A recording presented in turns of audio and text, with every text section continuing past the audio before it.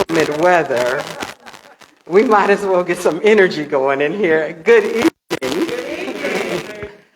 My name is Dawn Jones. I am a lifelong Flint resident. I am also the ABC 12 News First at 4 anchor, and tonight I am serving as the moderator for this public input session. It is my absolute honor, mainly because, as I said at the onset, I am a Flint resident.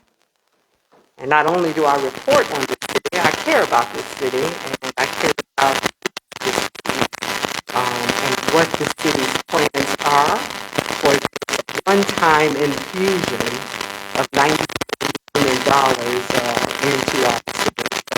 I'm so happy to see all of you made your way as well to take a part in this input session.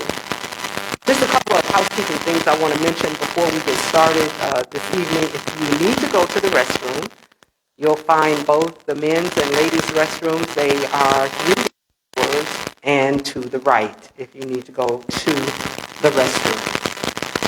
Tonight, we have city officials, of course, the city's chief financial officer and the mayor.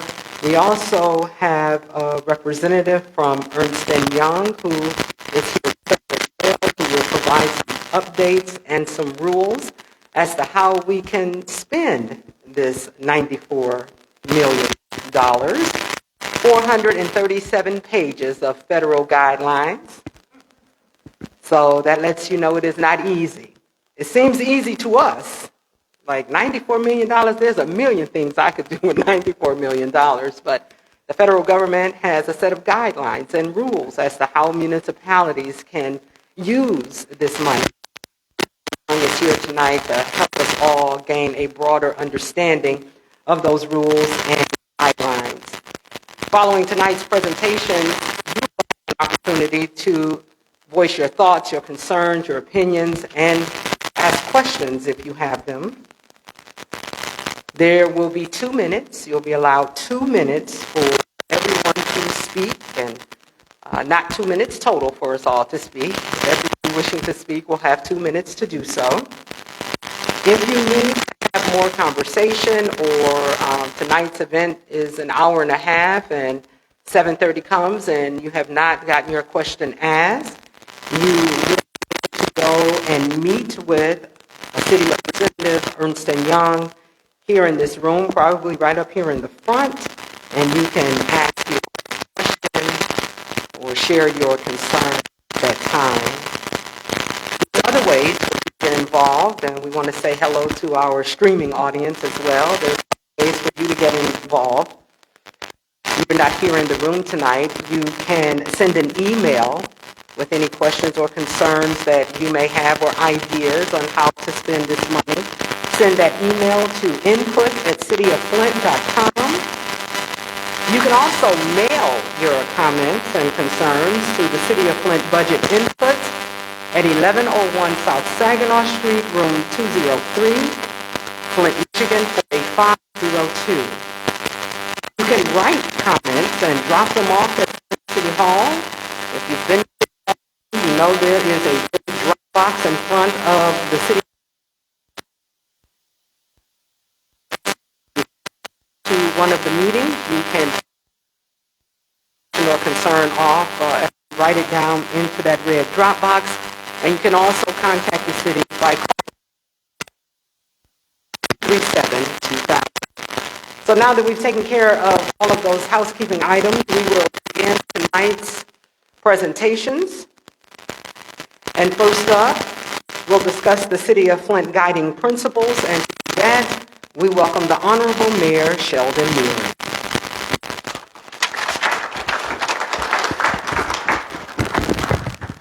Good evening and welcome. I want to thank each and every one of you guys for coming out here on this warm summer day as God does his work, as he continues to smile on us. And it's a wonderful occasion because this is very exciting news, and this is going to be a continuation of our input sections that we're going to have. This is the first of 4, and then we're going to have one more combinating to make sure that we do a report out to you all.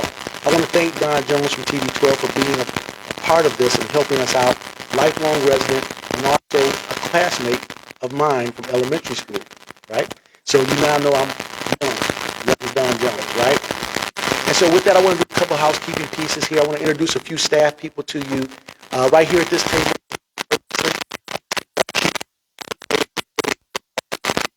fantastic job.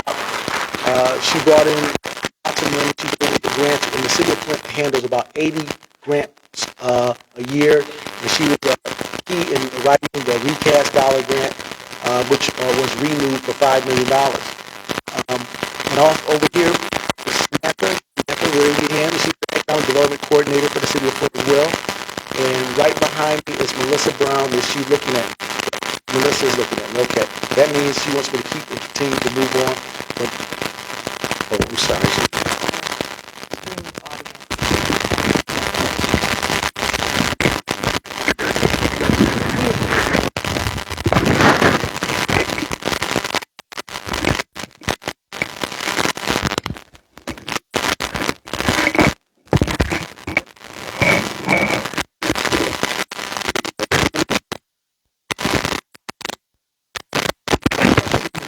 We understand we want to make sure we get this information out to everyone. We want to also make sure that we give credit to the 7th Ward council person in her absence, Allie Hokenroder, which is your council person for this area, and also your state representative, Cynthia Neely. She's here today. Give her a round of applause. As you know, we have a lot of good information, and for those of you who are here and those of you that are watching, you are now ambassadors of information. So go out and spread the good information that we have to share with you today, and I want to thank everyone that's here. The ARPA guiding principles, and we have a few guiding principles.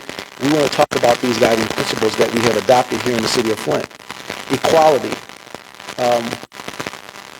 responsibility, sustainability, compliance, transformation, transparency, and leveraging.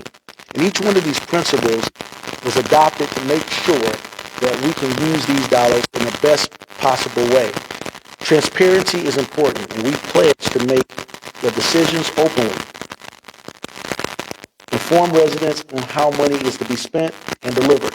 You know, as I get a little older, I talk about my age, I have to kind of make sure I can see the small print on here. But definitely we will follow the guiding principles. That is what we're going to do here, and we're going to continue to move forward. And behind me, just to my left, is our signer. She's here, and she's going to have to forgive me. I forgot your first name. She said I always forget her name. It's Sarah. And I want to give Sarah a round of applause for making sure the hearing impaired can make sure that we get this information. So starting out today, we have our Chief CFO, Rob Whittinger.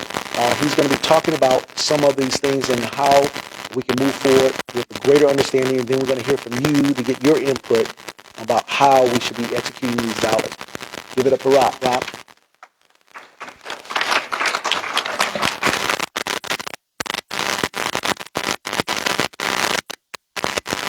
All right, good afternoon. Perfect, I guess. So real quick, I'm just going to go over what we've done so far since this legislation passed back in 2021. So in April of 2021, we did an online survey.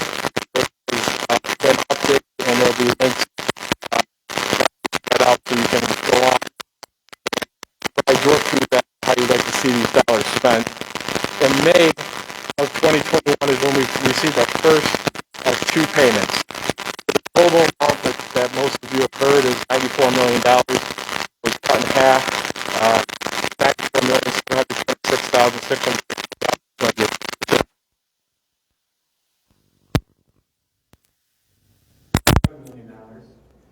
In August of 2021, we went out, as Mayor mentioned, we did our initial ward-by-ward tours. We did 9 meetings in each ward to gather initial input.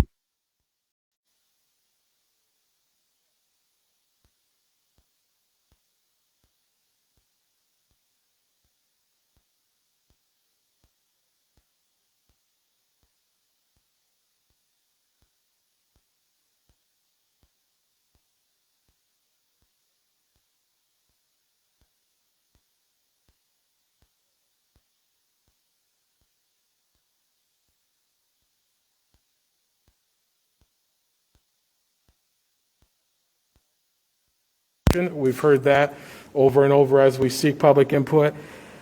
Safety and crime prevention, homeowners like homeowner assistance, infrastructure, and public health. One item to note as the city begins its budget process, you'll be hearing that begins here in March and has to be adopted in June. These dollars, the $94 million, cannot be used to just put into the city's general fund to fix the structural deficit. The rules around how we spend these dollars are strictly outlined in the 437-page guidebook, and mainly revolves around this infrastructure, public health, broadband, safety, crime prevention. So we can't just, you'll hear me talking later on in the year about our budget and the budget issues that the city faces. The biggest thing to know is we can't just take this money and throw it into that, right? These dollars, when the government designed this plan, was really designed in infusing money into the community and uplifting the community in need that struggled through the pandemic. So, sorry, next slide, please. So you're going to see this slide again, but this is kind of what's next. So I told you how we got here and what's next. So we're going to complete our input sessions. We're going to process all the community input from the emails, the survey, from what we receive here tonight. We're going to conduct a joint public review session so that we can all come together from all the tours around the city. You got city council, you have these 4 ward tours, all the input sessions. We're going to come together, do a public session, and finalize the bucket list I showed earlier. Then the next step is to finalize and present the recovery plan and the budget that goes with it. We'll then we're going to open up and announce notice of grant funding opportunities based on what we've heard, based on the funding scenarios. We'll outline eligibility and the application process and instructions. After that, we begin to initiate the projects, and we will also monitor and publicly report on the progress so that the community can see where these dollars are going and how they're being spent. So now I'm going to kick it over to Brian from Ernst & Young to talk about the guidelines right here.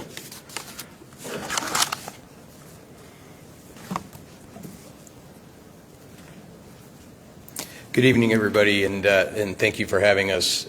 We're excited to work with the city. We're, as a firm, working with over 100 communities across the country.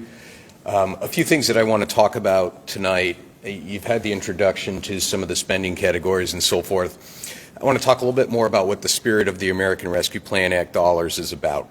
Where does it come from? What are the things that come with federal money? And how are we going to assist the city in working through the challenges that come with anything that comes from a federal government perspective? So earlier on, there were categories, and these are the categories that Rob went through in terms of some of the areas that from initial city input we've gathered together. The United States Treasury views them a little differently, so I'll explain that a little bit, but more important, hopefully give you some insight into what we can and what we cannot spend the dollars on. Our role as a firm from an EY perspective is to take all of the inputs. That's why these sessions are very important, to assist the city in setting up prioritization for the use of the funds, but more importantly, to ensure that we're fully compliant with the federal guidelines, make sure that if anybody asks where this money has been spent, we have accounted for it properly, and also assist the city in determining that the impact of these funds is as strong as it can be. Rob referred to this rules manual. That's our job to consider that. There's also a couple 100-page compliance manual, and we expect Treasury to come out with continued updates and changes to the rules and regulations as we go through this process. Just to step back a little bit, this funding came out in May of last year. Following that, there were interim final rules issued. We now have what's considered a final rule. There have been questions that Treasury has responded to and so forth, mostly around the eligibility and use of the funds. What can cities, communities, states use it for, and so forth.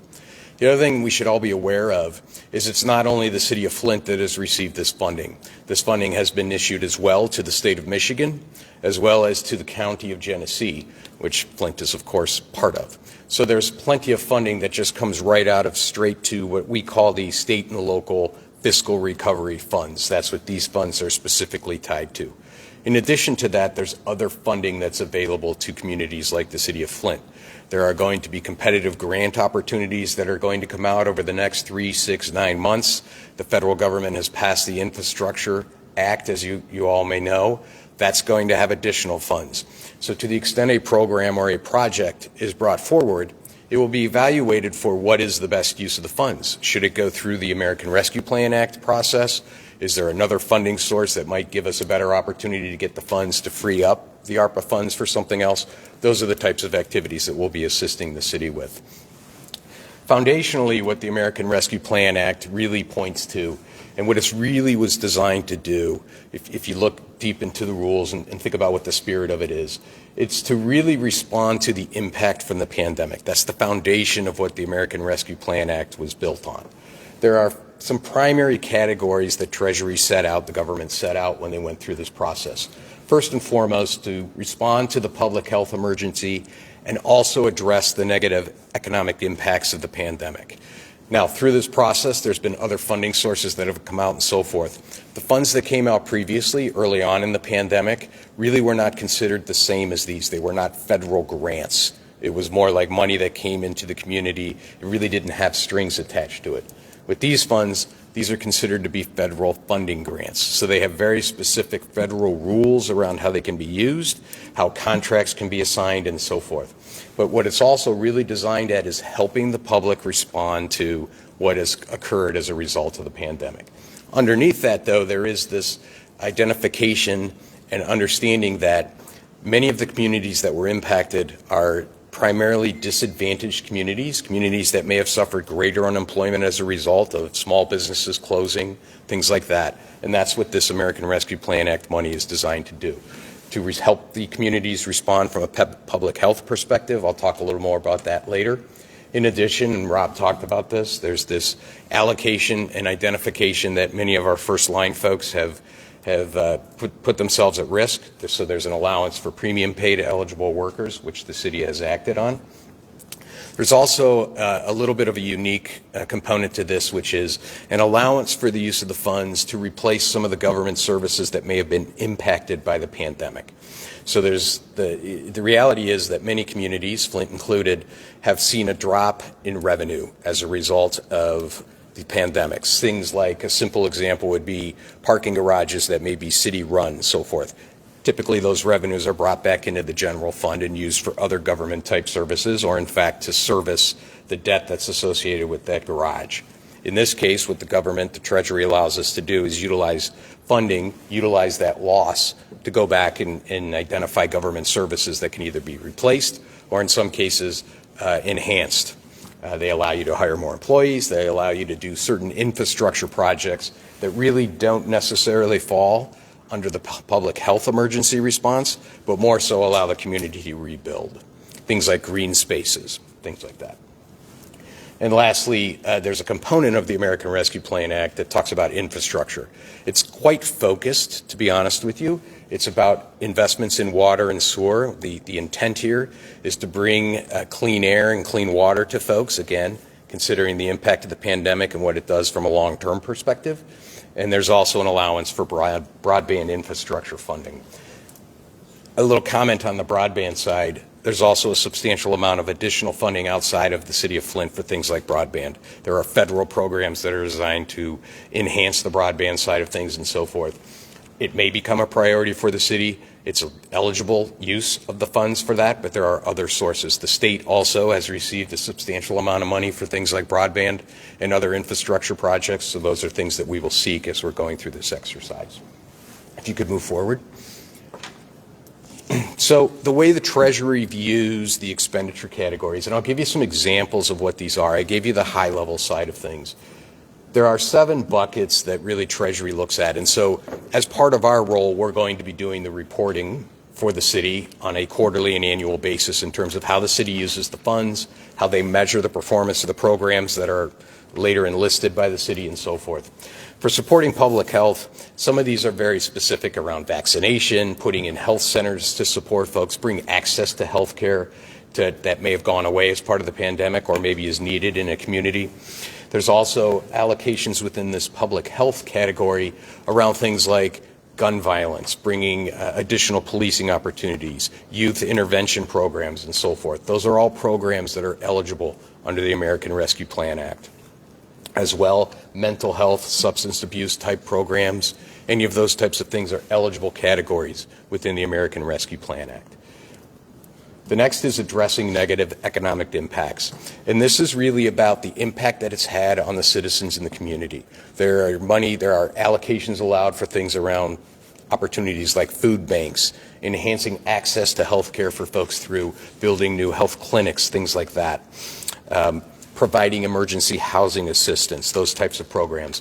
Providing funding for folks to rebuild in certain situations. All of those types of things that are a reflection or an impact from the pandemic itself.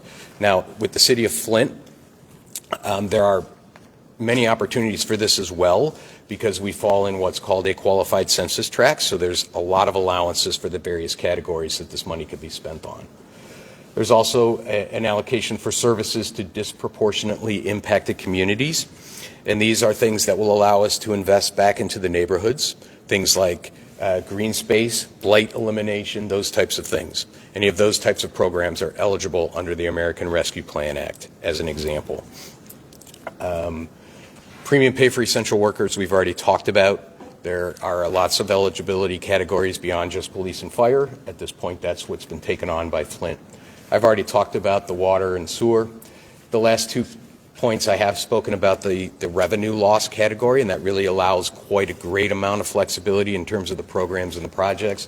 And lastly, as community not-for-profits and as the city goes through this exercise, there's an allowance, of course, to support them in being sure that they can report on the federal funding that's being used. So that's the summary of the expenditure categories. Rob alluded earlier to the fact that what it can't be used for.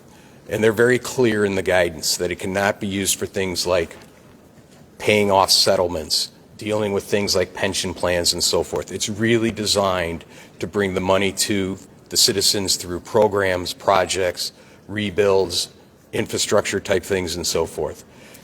Again, our role is to assist the city in gathering the information, gathering the inputs through these sessions, helping the city to prioritize the projects, come back to you and report, and then most importantly, ensuring as these programs are selected that we are there to confirm that the money is used properly under federal guidelines and to ensure that the reporting is done properly for the City of Flint. So with that, Rob, I'm not sure where we go next.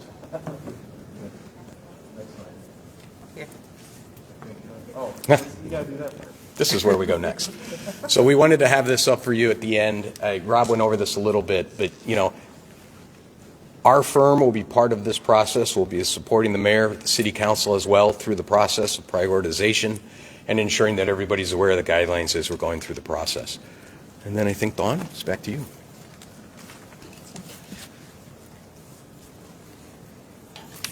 Thank you so much. Let's give Brian Jarzinski from Ernst & Young a round of applause. Thank you for all of that information. Also, Rob Whittigan, the City of Flint Chief Financial Officer. Thank you for your presentation. Round of applause for our CFO. And of course, the Honorable Mayor Sheldon Neely, who led off the presentations this evening. Thank you. So a lot of information to take in, and many of you, I don't know if you was like I was over here taking notes, but I was taking notes and hope you were taking notes as well.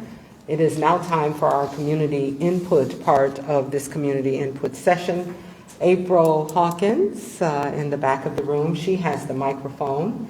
And those who are wishing to make comment tonight, I guess if you could line up in the back. Does that work for you, Melissa? Okay. Line up in the back next to April Hawkins. And you can get your questions or comments heard and answered here in this forum.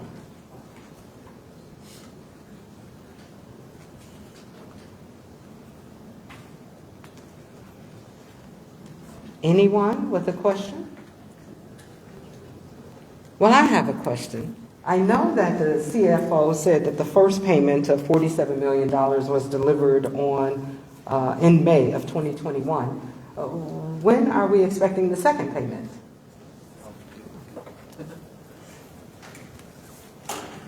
The second payment is designed to be sent to the city 1 year after, so this May of 2022. You might as well stand there. Okay. I've got other questions. So is there a time limit for when the city has to expend these funds? Yeah, I figured that was coming. So there's really 2 calendar dates that are important with regard to the funding. Decisions and basically obligations to the funding has to be completed by December 31 of 2024. And then the actual expenditure of the money, because some of these programs will be construction-based or perhaps longer-term, by December of 2026.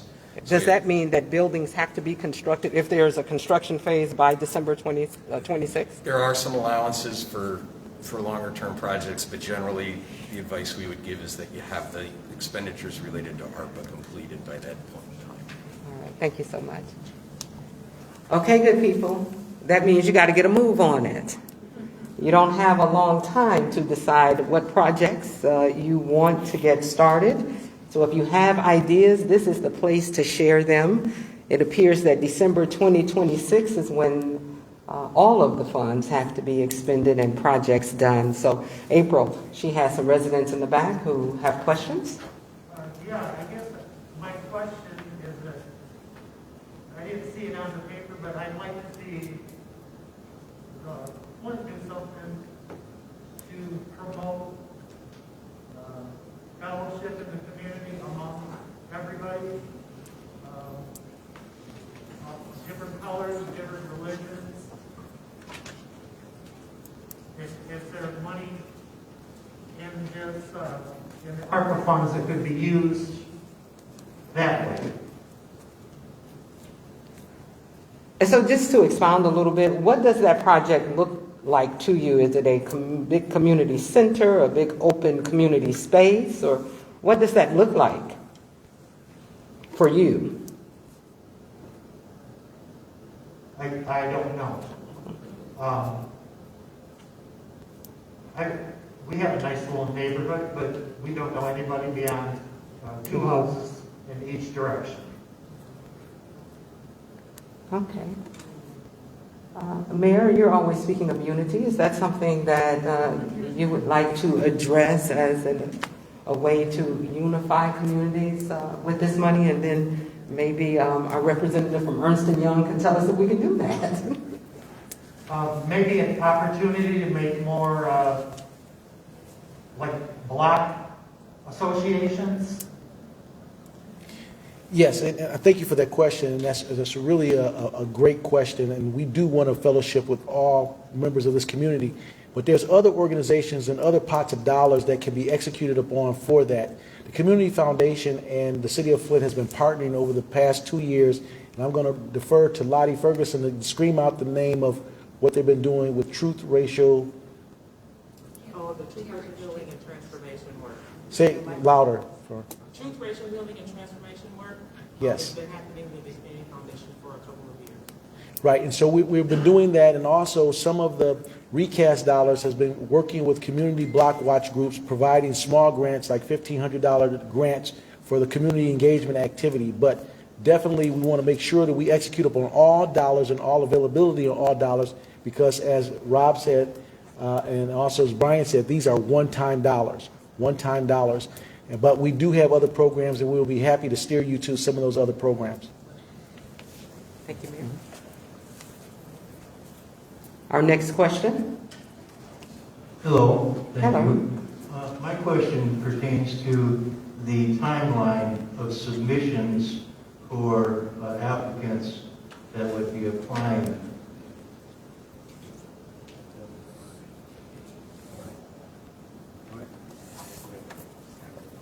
Our representative from Ernst & Young will answer that, and I think the CFO has something to say on that as well. That's fine. So really over the next 30 days, these input sessions will happen. We hope to receive also through the surveys that are going to be done online additional information. Part of the role and part of our objective too is to make sure that the information that you put in those input forms and the information that will later come is so that we can have a process to fully evaluate the programs and the suggestions from the community. I expect that in 30 days we'll have most of that input, although I don't know the dates that all of the other meetings are completed. We'll go through a process of evaluating what the priorities, if they've changed from a community perspective, have, and then we will come back out and talk about that. Following that, likely within a 15 to 30 day period, there will be formal application process. So to the extent you have a specific program, and we will provide a guideline and all of that, there will be very important information for us to evaluate as we're thinking about the funding. You know, what are the measurements that you're going to have in your program? What are the funds that you need, of course, for sure. How are you planning to spend them? Do you have the opportunity to execute this? Do you need assistance to execute it? I expect that to be a 30-day process likely, all depending on approval and getting people to agree to the programs. And then we would move toward implementation, grant agreements, and getting the funding mobilized. You got anything else? Just short. So a little shorter version of that. Really, when we come back out again after doing joint sessions and getting the final spending categories, priorities done, we'll come out with a timeline and say, okay, we got the priorities, and here's a timeline to go with the application process. So then you're saying then like I heard the 30-day window of the gentleman, and I'm wondering if it's a 60, 90-day process, because there were submittals of applications when the funds last year had come out, and those are still pending, and so I'm wondering if we're in the process or if we're to start the process over again. Let's see. I don't want to give you a non-answer answer, but I think the best way to answer that would be once we finalize this and open that window is to internally gather input as we do these sessions and then work with administration and council to come up with a good timeline that we can publicly release for you. Thank you. I understand that our streaming audience can't hear the public questions, so the responses that you were listening to was in response to a question about the timeline for submission. Our next resident, you have a question? Good evening. My name is Sheree Stapleton. I'm a grassroots program in Genesee County, and my questions are threefold. One is, will money be put to make sure that our children who have cognitive delays and disabilities have playgrounds to play on? Because right now there's really no equipment for them to play on publicly. We can go to other areas, but we need those in Flint. Secondly, is there going to be anything given towards people who have tarps on their houses, especially older people who can't afford to pay for that because of their incomes and COVID? Thirdly, I provide family-centered programming, and I want to know, is there opportunities for that? I know that they said that there were other grants and things that were provided, but everybody is not going to be able to be a part of those grants. So I would like to know, what is the process being a grassroots program that provides family-centered programming? Thank you. All right, thank you, Ms. Stapleton. And for our streaming audience, it was a threefold question. She wanted to know if there will be funds available for ADA compliant playgrounds in our community. She wanted to know if there would be money available for people, and she specifically mentioned the elderly, who may not be able to afford to have their roofs repaired, if there would be money for those homes that have tarps. And she's also a grassroots organization, and she wanted to know if there would be opportunities for organizations such as hers to tap into the ARPA funds. Who would like to tackle that question? Okay, our CFO. So that question right there is exactly why we are having these sessions, because that's a really good point you just made. Both of those, or all three of those, would likely fall under our homeowners or public health buckets. And so we took notes, and we will figure out a way to look at suggestions just like that. So That's those perfect. that may not have the language or the resources to be able to talk about that, will there be agencies that will be able to provide that to those resources for them? Because I'm an advocate, and that's why I'm asking that question. I see. So like, to make sure I understand your question, if I need assistance applying for dollars, I think that another good point, and it's really crucial that we do, work with agencies like yours to make sure that that happens. Yes. She's basically saying like navigators and things like that. Yeah. Will you guys have those type of people out here to help with assistance with applying? Yeah, I think that's something that would be really important to have. Yes.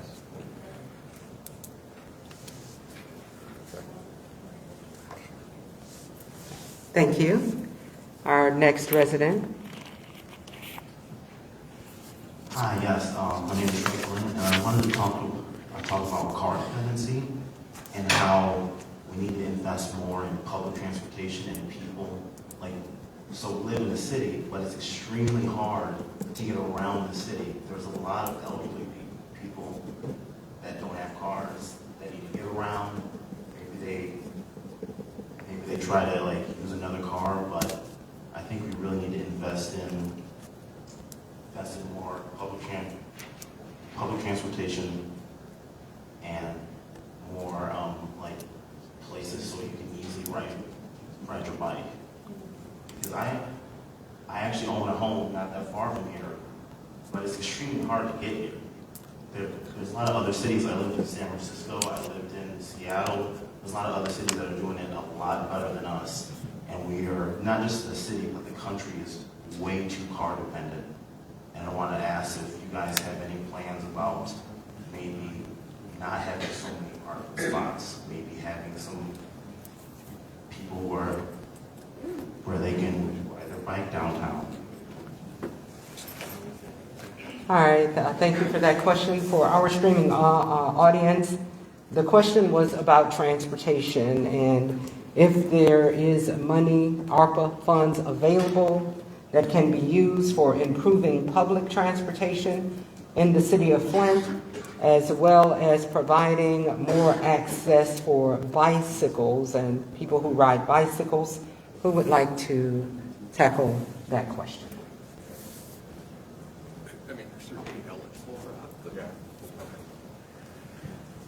So, as Brian was just saying to me, these dollars are definitely eligible for programs just like that. So, it's really important that as a city we meet and talk with organizations like MTA to bring up those points. So, throughout this process, our plan is to work with these other organizations like the MTA to bring up transportation. Tommy? MTA does have rides to wellness and your rides, so there are areas of people that do not have transportation. They have that in place right now. Okay. Through MTA. I also wanted to ask, do you have any plans to talk to other cities around the country or maybe around the world, like Amsterdam in the Netherlands, or cities even like Finland that are doing like amazing work to get people to A to B, and they don't have to drive a car? Because we talk about being more sustainable, or we're not going to be sustainable if everyone owns a car, and also that's not really going to work in a city this size. Thank you, sir. It was a two-part question for this gentleman. He also wanted to know if the city was going to consult with other cities who are doing public transportation for their residents in a better way. Will there be any consultation with other cities as it relates to their public transportation? Sure. The CFO says that they will consider that, so thank you so much. Next. My name is Selena Johnson, and I'm here on behalf of the children in Flint to introduce them once again to play the game of golf. I would like to be able to come to Flint and offer a summer camp for special needs children as well as children that want to play the game of golf. I've been involved in the game of golf for 42 years, and we have won all of these different national awards, but without the parents' involvement, things would not be possible. So I want to have a family component with the camp if it's possible. And Ms. Johnson, do you have a question for the CFO or the representative as it relates to ARPA funds and how you plan to do this?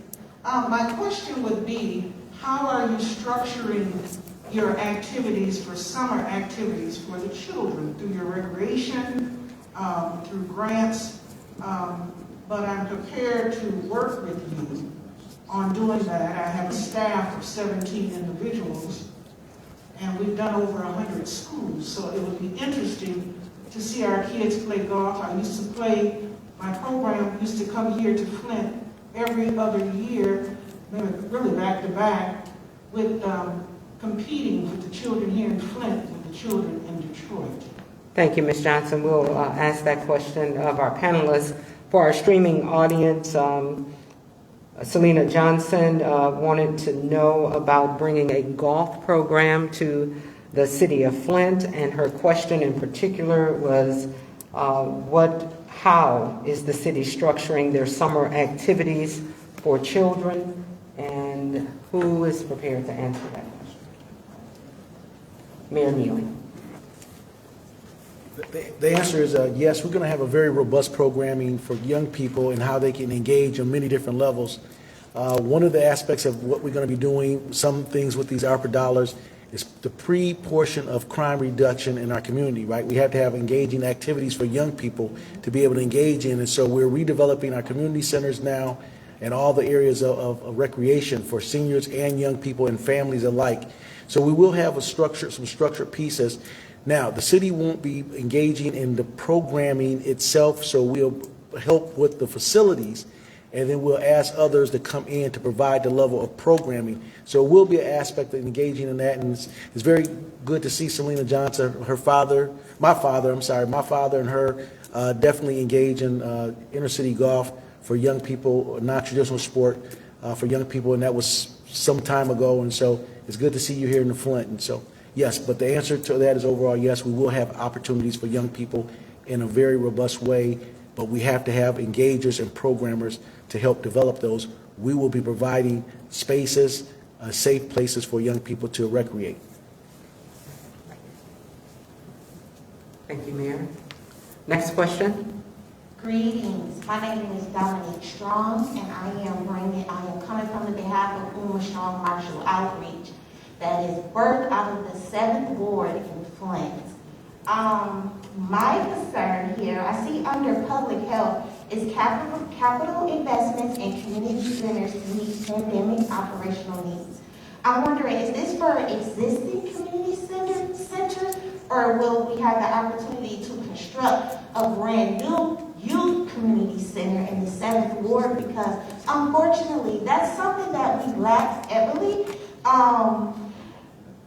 Down the bridge, close to Howard Estates, by the Brennan Park Food Bank of Eastern Michigan, there is a community center, but it is catered to seniors. My babies do not have anything to do outside of the Brennan Park. So will these dollars be available to construct a brand new center? Because obviously we're not welcome in the Brennan Senior Center. All right, thank you so much, Ms. Strong, for that question. And for our streaming audience, her question was related to the 7th Ward, and she wanted to know if ARPA dollars are available for constructing a new community center for youth that is youth-centered. Who would like to answer that question? Okay. So this, again, this is the kind of input that we are looking for. I think the key is here, as we take notes and pull in the data, that yes, that's something we want to look at. I think the key, though, with these dollars is, one, is it eligible? But then two, is it sustainable? So these are one-time dollars. Yes, we received them in May of 2021 and then May of 2022, but that's it, right? Like, we're not getting continuous dollars forever. So I think the key phrase I can say is one-time dollars. You want to shoot for one-time expenditures and sustainable resources. So that's great input. We'll look into it, and I guess stay tuned. Thank you so much. Our next question. Yes, good evening. My name is Larry Keels. Really concerned about the demo blighted structures. What is going to be the process that's going to be implemented to take care of that? Are we going through each ward at the same time? Are we going from south, east, west, and north? What is that process going to be? Thank you, Mr. Keels. For our streaming audience, the question was from Mr. Keels, and he is interested in demolition of blighted structures and wanting to know what the process for those demos will be. And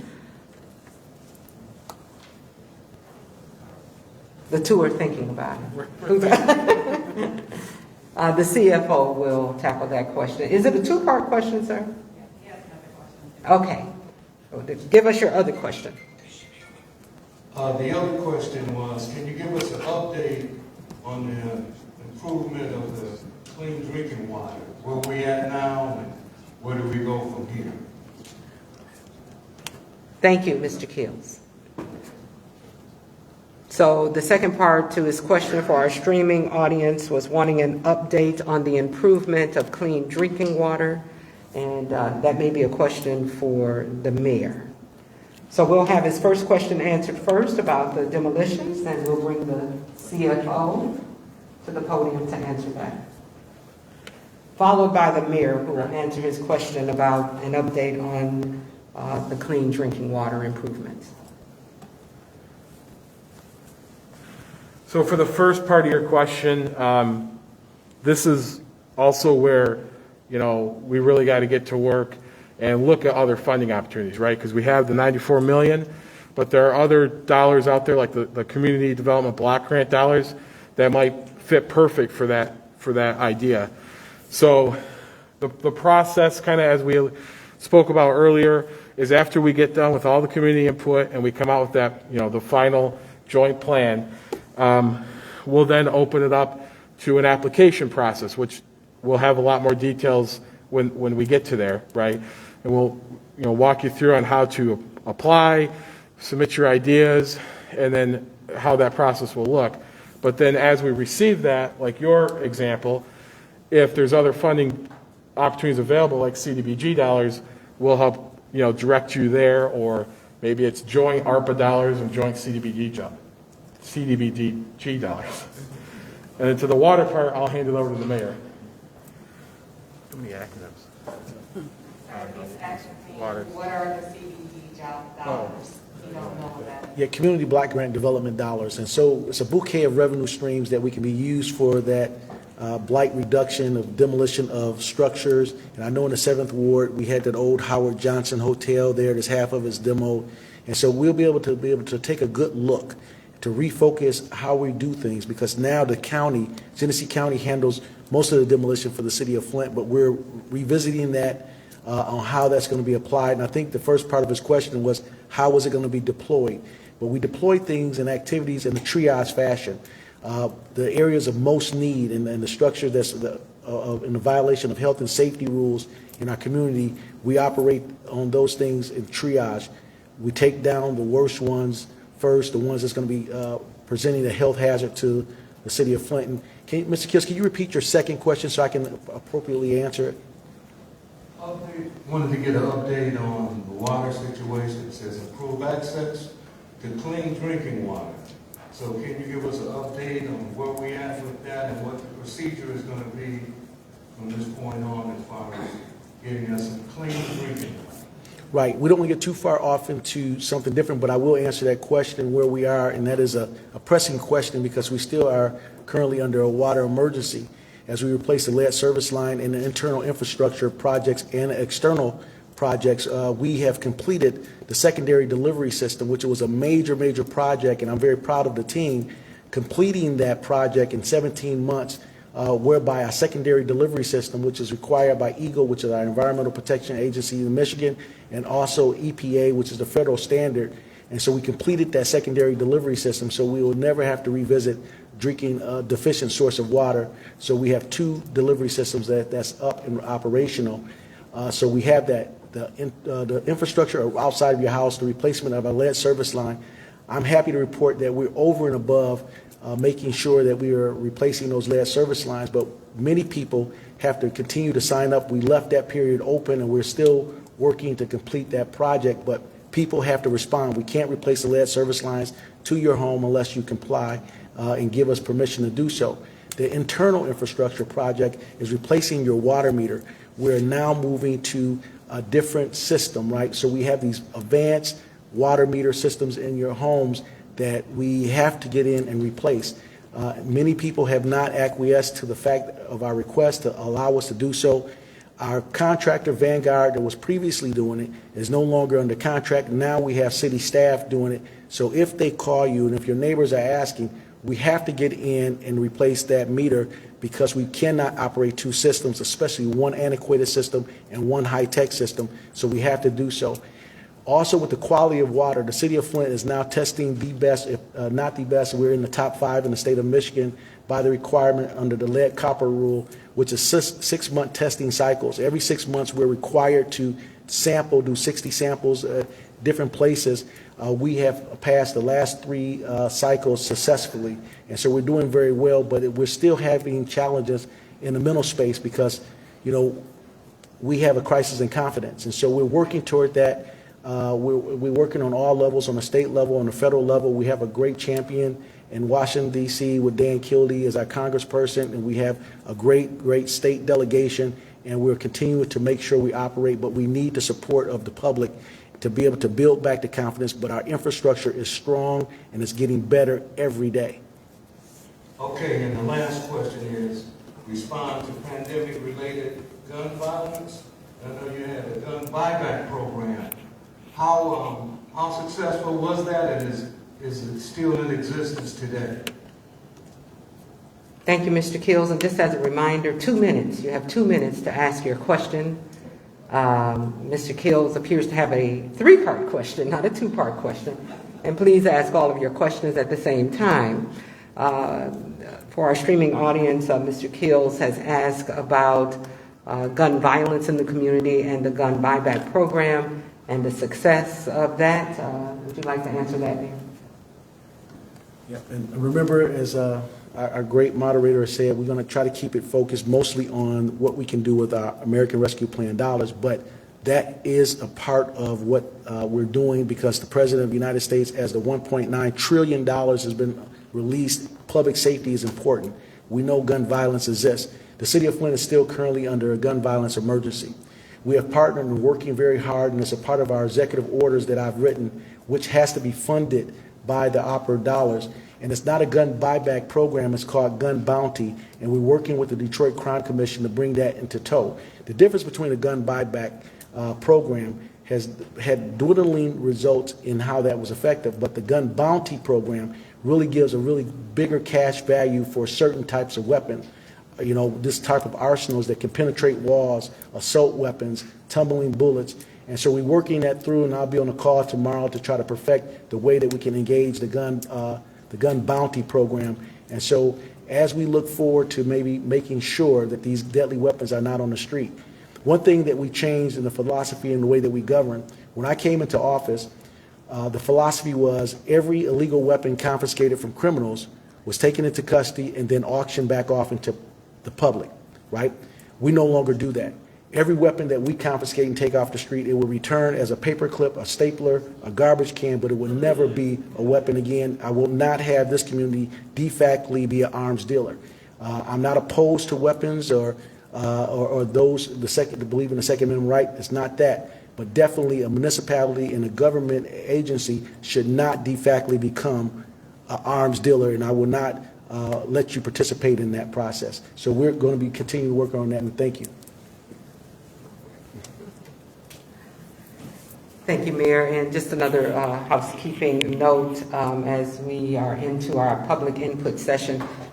I just want to let you know we appreciate all of your questions. We do appreciate all of your questions, but we have our representative from Ernst & Young here and our CFO, and we really want to do a deep dive into this $94.7 million and how we can best utilize those dollars. So if you have questions about that, it would be greatly appreciated. And of course, we appreciate all of your questions and your concerns about the city that you obviously care so much about. Our next question. Hi. Hi there. My name is Sheila Sanders. I'm a school crossing guard. Year 2020, I was the only one that did work. So I'm trying to find out for us school crossing guards, will we be getting any kind of pay for working during the pandemic? You know, the rain, sleet, or snow, we're out there. And considered as essential workers. May I ask you, Flint Community Schools? Yes, in snow days, we don't get paid. In the summer, we don't get paid, so I'm trying to find out. I'm not going to answer the question for you, but, you know, the City of Flint and the school district are separate municipalities. But I will let the mayor address, they're separate entities, I meant to say, but I'll let the mayor address his thoughts on premium pay and who in the city gets premium pay, and you may have to take that up with the superintendent of the Flint Community Schools, but I'll let the mayor address that. And for our streaming audience, it's a school crossing guard who worked through the pandemic, and her question is, will school crossing guards get any premium pay for the work that they did during the pandemic?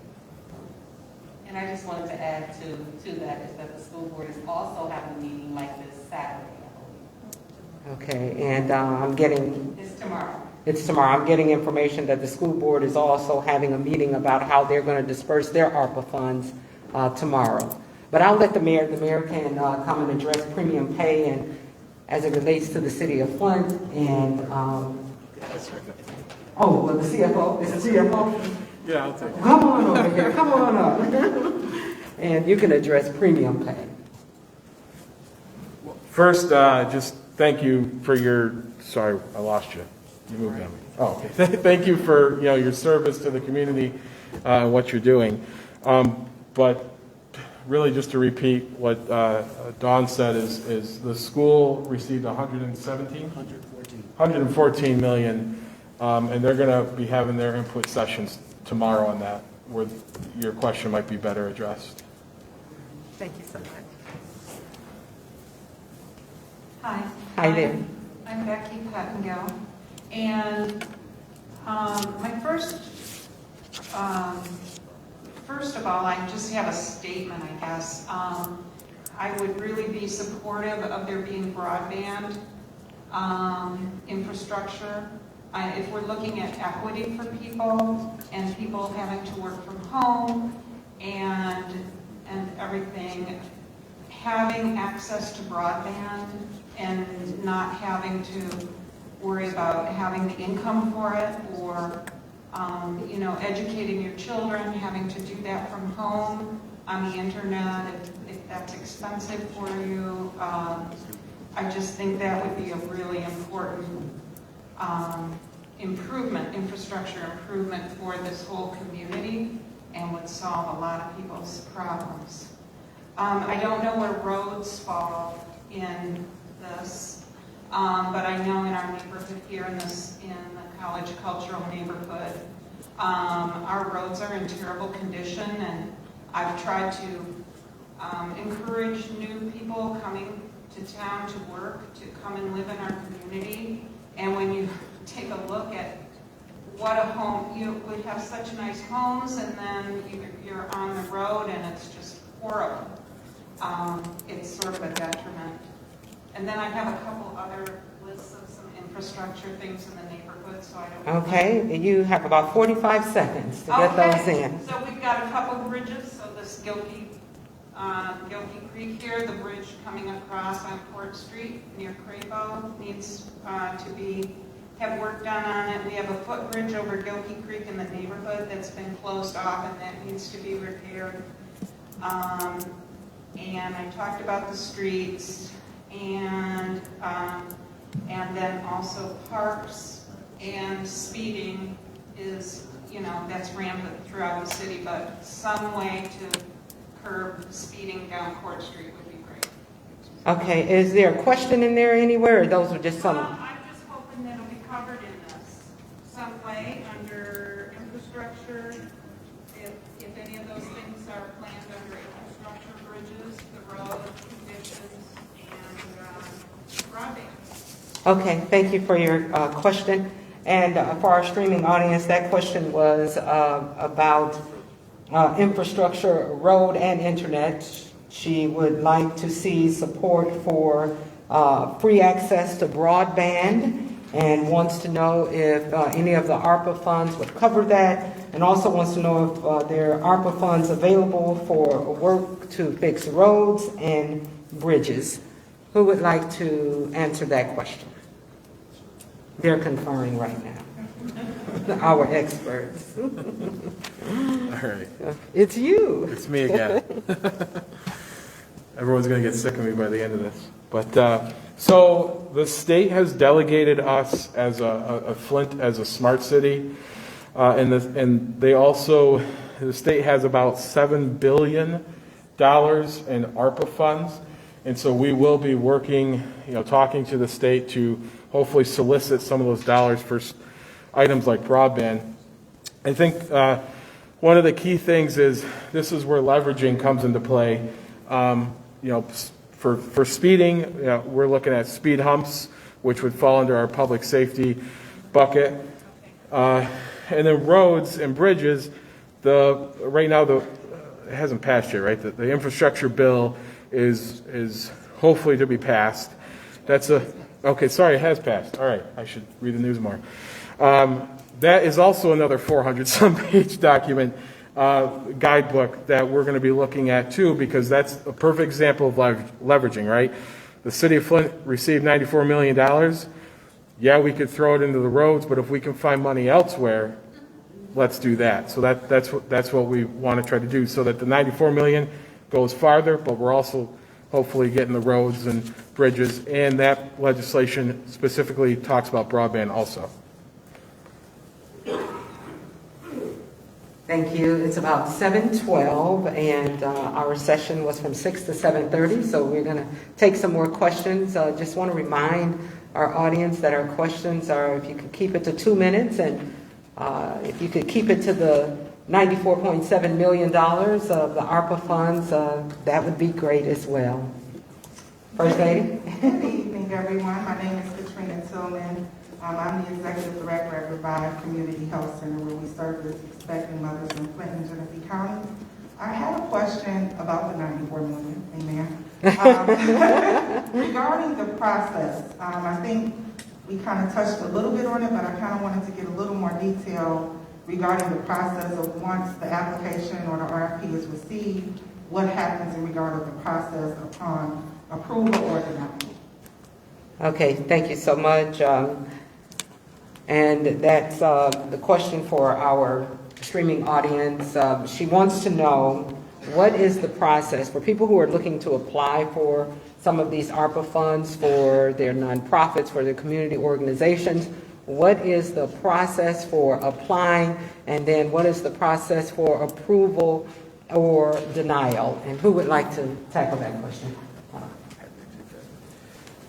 So from a a program perspective, of course, this input is important, and then the city, as you know, is going to go through a prioritization process, right?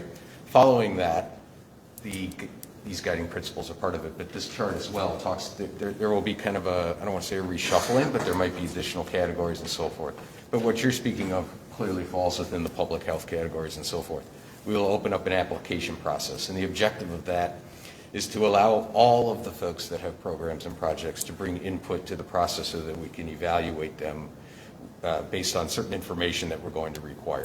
It'll be things like what is the nature of the project, how will you execute the project, do you have other funding that's going to be part of the project, and so forth, really so that we can evaluate the ability to complete the project successfully and also put in place the various measurements of performance that will be required. That process will likely start following the input process and once kind of an overall guiding plan is put together for the use of the various buckets. Following that, we will work with these programs to make sure we have the information we need. If it's an approved project or program, we would then move toward, and I don't know the details of your project specifically, but if it's going to be something that you're going to undertake, there would be a grant process that goes through that, which then educates you on the necessary funding requirements, how do you have to spend the funds, what are the procurement rules, those types of things, and how are you going to report that back to the city so that we can report to Treasury.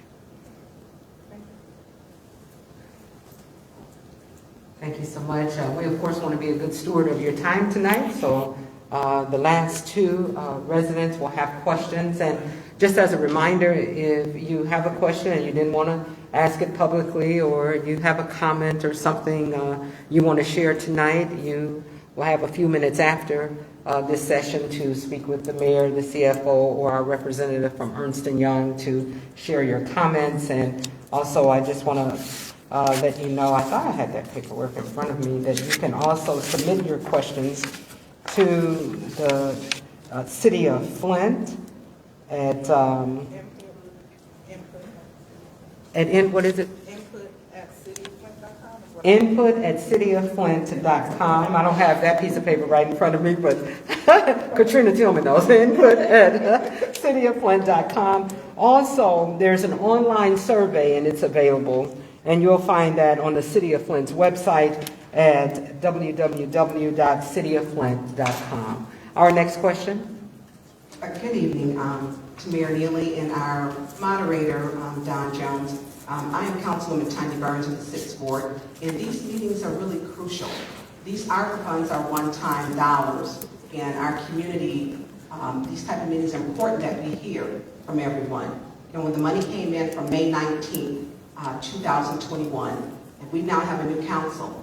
We were elected in November. We did not get, we weren't sworn into the second week. We were not giving the information from Ernst & Young until December, the second week. Within a month, we picked a firm, which we picked Ernst & Young, and Mr. J is what I call you. I usually mispronounce your name, and I apologize.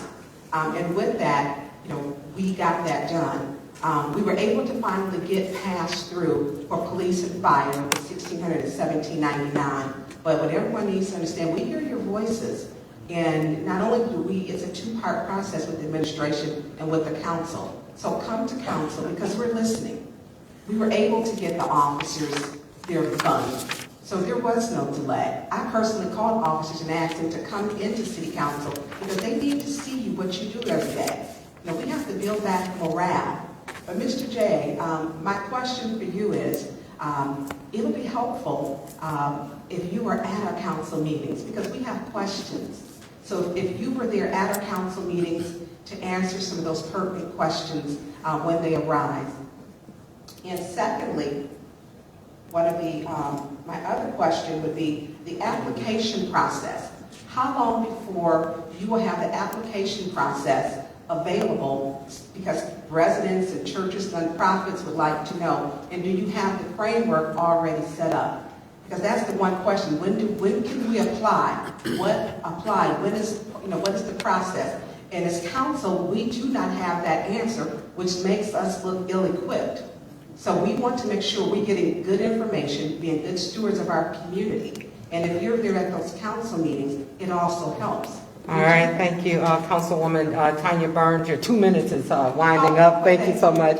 That was Councilwoman Tanya Burns for our streaming audience, and she had a question about having Ernst & Young representative at the Flint City Council meetings, and also wanted to know about the application process for applying, how soon the application process was going to open up, and also if the framework was already in place for that to happen. And okay, we'll let the mayor respond. All right. Yes, wonderful questions, and we have great answers for that. And thank you, Councilwoman Tanya Burns from the 6th Ward. But definitely these meetings right now that we have constructed and built for the residents to be able to have their final input to where we are with these ARPA dollars, making sure that we glean the best from you about your priorities. Setting a budget for this, and a budget is just a snapshot of your priorities. One-time dollars, one-time engagement. But many of you all have seen council. We will put things in front of council, and we welcome the partnerships thereof, all council people, as we move forward. So the timeline, we have 4 of these scheduled, 1 a week. So we're moving very fast. We have the first part of the ARPA dollars, the first $47 million here in Flint now, waiting on our second application. Constructing a full budget is what many council people are looking at and our priorities as we set them. 5 buckets have been set. Many good recommendations I've heard from here today that we will be gleaning and then also processing it. So 30 to 45 days from now, this point, 1 meeting a week, we'll be going around to the city, making sure that we get all the input from residents as we go forward. And then we'll be placing these agenda items before council, and then we'll allow them the opportunity to make sure that they take your priorities to move them forward into actual action for all of us. And also, I want to make sure, I was going to recognize Councilwoman Tanya Burns, but I also want to recognize a couple more staff people. Phil Phelps was here. Also, Tommy Johnson's here. Kiana Towns-Williams is here from our staff. And also representing, I'm not for sure if they're representing or just residents right now, DeAndre Young from Senator Stabenow's office, and also Chris Flores from Congressman Kilde's office is here. So we're all very well in tune to the residents and your needs. And we will make sure this is a priority. Working together gets us to the goal, making sure these one-time dollars will not miss their mark. So with that, I think I answered that question. Ms. Hawkins, was there one more question? One more question. Okay. Thank you, Mary. Go ahead with your question. Hi, my name is Mary Wright. I'm a resident of the City of Flint. And my question is, did the City of Flint have any plans for this $94 million before they planned this meeting? And if so, what were the plans that they already had in place for this? We have a question from a resident, our final question of the night, thank you so much, from a resident wanting to know if the City of Flint had any plans for the $94.7 million in ARPA funds before they scheduled their series of public input sessions. And who would like to answer that question? Yeah. Did you have any plans for the money prior to getting the public input? No, the City of Flint is required to have a master plan, and we had those plans in place, but no way to really fund all of those particular activities. But no plans were in place prior to these dollars hitting the ground. When these dollars first engaged our nation, $1.9 trillion of high-minded legislation from Washington, D.C. was put into action to be able to help us through that pandemic year. The first responsibility with these dollars was to be able to help offset any state, municipality, village, or township for the loss of revenue during that pandemic period, and to backfill those gaps, right? So we took losses as it results to the pandemic. So in order to alleviate any pain or suffering that residents would have for the loss of that revenue stream, especially revenue-strapped cities much like Flint and other communities, these dollars were put into position to brace us back to get us to a standard. Over and above that, they were allowed and made allocations to other areas that we can use these one-time dollars in. Public safety is an example. But once we received the allocation, we went on a survey. We have a survey on our City of Flint website. We've been doing surveys for a long period of time, getting and gleaning from the public, and that's how we came up with the 5 buckets. Now we're coming back around to our final pieces as we're expecting our last delivery, making sure that we cover all the gaps. And that's what we're doing now. And also, I want to make sure I missed one staff person from IT. KZ is here. Wave your hand, KZ. Thank you. I didn't want to miss anybody. And to our great moderator, give her a round of applause for being here and doing such a wonderful job. And I want to thank you guys for coming out in climate weather to do this. And we have inputs. You can do it online, or you can take the survey papers with you to return them. And we want to work together. Council is also engaging in this. School districts engaging in this. But these are transformational dollars. $94.7 million for the City of Flint. $114 million for the Flint Community Schools. $77 million for the Genesee County. Transformational if we leverage these dollars. $46 billion in competitive dollars are still floating around the nation, and we have contracted Ernst & Young to be able to go out and secure more dollars for the activity of improving the quality of life for residents. I have said many times, these dollars will not miss its mark. We will be able to track these dollars from its inception to its expiration and tell you exactly how these are going to make impact. Impact is needed in this community, and we're working to do that. Thank you guys for being here. God bless. And our signer too, Sarah. Drive safely.